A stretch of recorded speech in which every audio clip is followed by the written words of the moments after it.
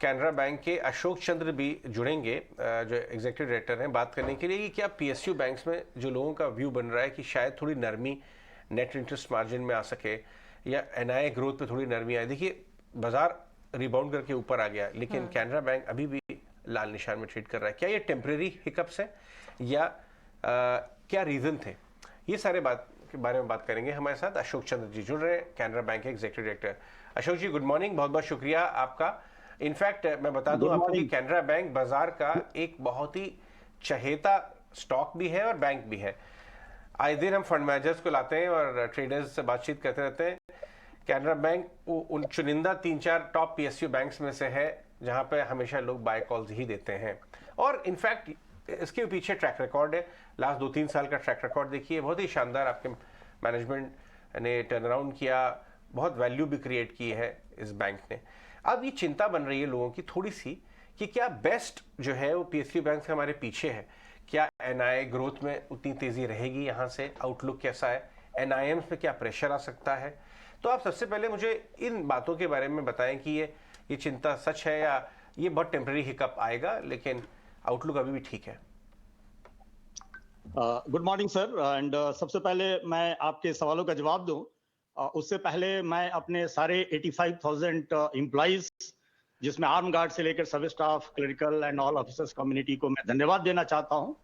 पिछले 3 साल से बहुत ही कंसिस्टेंट परफॉर्मेंस उनके सहयोग से मिला है, और मैं साथ ही साथ अपने पूरे कस्टमर्स का धन्यवाद देना चाहता हूं जिन्होंने हमारे बैंक में बिलीव किया है और हमारी जो रूल्स और गाइडलाइंस हैं उसके ऊपर उन्होंने अपना कॉन्फिडेंस शो किया है और कंसिस्टेंट ग्रोथ हमने दिया है।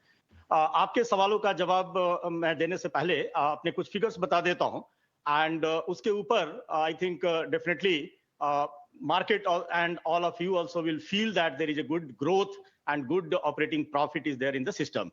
Sir, global business हमारे बैंक का 11.72% से ग्रो हुआ है, and we have reached a landmark figure of 20.41 lakh crore. Gross advances हमारा ग्रो हुआ है 16.41% से, and we have reached 8.62 lakh crore. Operating profit हमने 20.41% से पूरे साल का अगर हमारा ग्रोथ देखेंगे तो उससे हुआ है, and quarter to quarter also there is a growth of 16.94%। And अगर आप रिटेल की बात करें तो 11% से हमारा रिटेल सेगमेंट ग्रो हुआ है। हाउसिंग लोन में हमने बहुत अच्छा परफॉर्मेंस किया है, एंड पिछले 3 साल से कंसिस्टेंट परफॉर्मेंस हमारा हाउसिंग लोन में हो रहा है, और इस साल भी हमारा ग्रोथ 14.27% हुआ है। टोटल पोर्टफोलियो हम 84,000 करोड़ पे रीच हुए हैं। मार्केट लीडर हम गोल्ड लोन सेगमेंट में हैं in the entire financial community in the India, and there is a growth of around 33% in the gold loan segment. और इन सबों का नतीजा ये हुआ है कि हमारा net profit in the history of Canara bank first time we have reached the 5-digit figure, and we have crossed the milestone of 10,000 crore. So I think this all talks about the good growth as well as the good profit that is there in the system, sir. Right, absolutely, Mr. Chandra. Many congratulations on all these achievements. आपके अच्छी loan growth है वो दिख भी रही है। In fact कुछ और कैटेगरीज को भी आपके साथ डिस्कस करते हैं। एग्री हो, कॉर्पोरेट हो, उसमें भी आपकी अच्छी खासी ग्रोथ है, लगभग 20% तक की ग्रोथ आप इनटू पर्टिकुलर सेगमेंट्स में देख रहे हैं। क्या इसी तरह की अपॉर्चुनिटी इन्हीं दो सेगमेंट से और बढ़ती हुई देख सकते हैं? कौन से बड़े ग्रोइंग सेगमेंट्स हो सकते हैं आपके लिए? मैडम, हमने पिछले क्वार्टर से काफी सिस्टम एंड प्रोसीजर्स को इंप्रूव किया है रिटेल सेगमेंट में, एग्री सेगमेंट में एंड एमएसएमई में।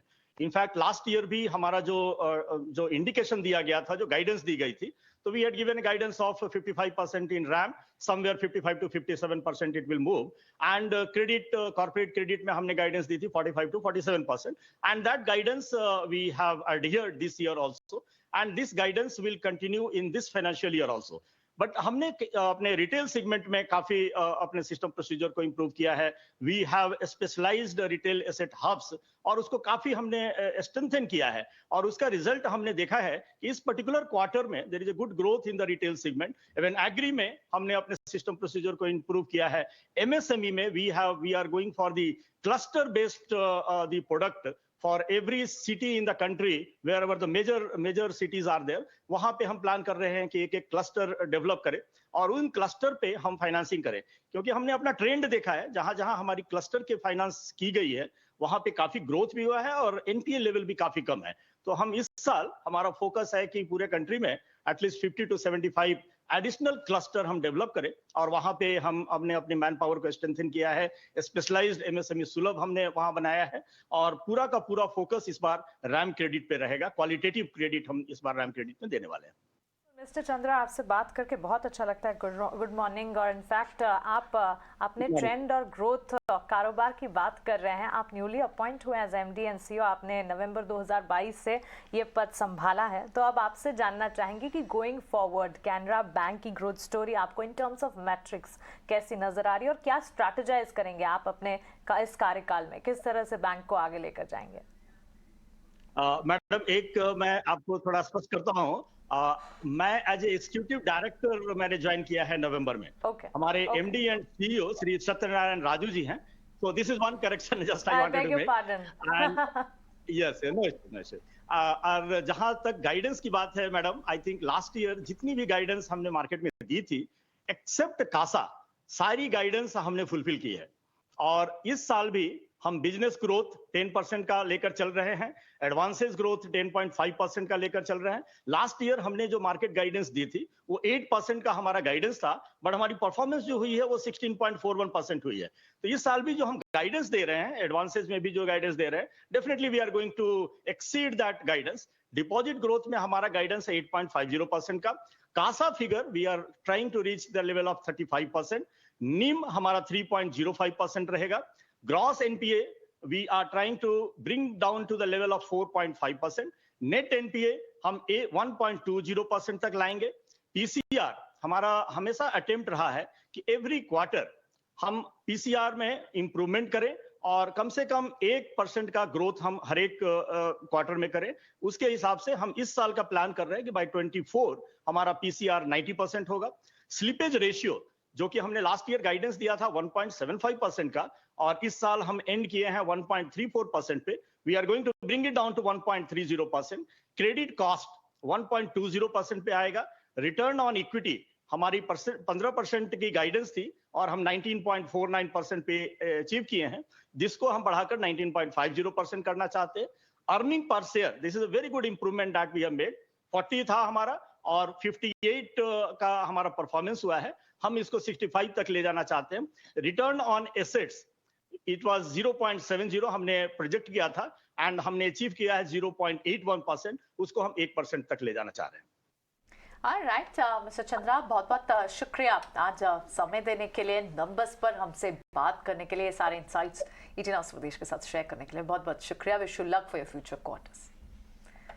Thank you madam. तो ये तो कैनरा बैंक के मैनेजमेंट से बात थी कि जो खुद कह रहे हैं कि उनकी कुछ पर्टिकुलर सेगमेंट्स है, कॉर्पोरेट हो, एग्री हो। कॉर्पोरेट सेगमेंट तो खैर सारे बैंक्स का बहुत स्ट्रॉन्ग दिख रहा है। जो लोन ग्रोथ है कॉर्पोरेट डिवीजन तो खैर बहुत स्ट्रॉन्ग दिख भी रही है पीएसयू स्पेस। देखिए 340 का प्रीवियस हाई था। रिटर साहब जरा इसका 6 महीने ग्राफ लेके आइए।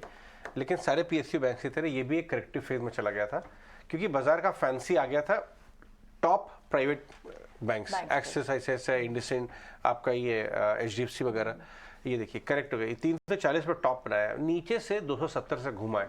अब नेक्स्ट चलने दीजिए थोड़ा प्राइवेट बैंक्स को, फिर वापस आएगी बाहर। इनमें एसबीआई, कैनरा बैंक, बीओबी वापस लौटेंगे। इनफैक्ट इफ नॉट ऑलरेडी आने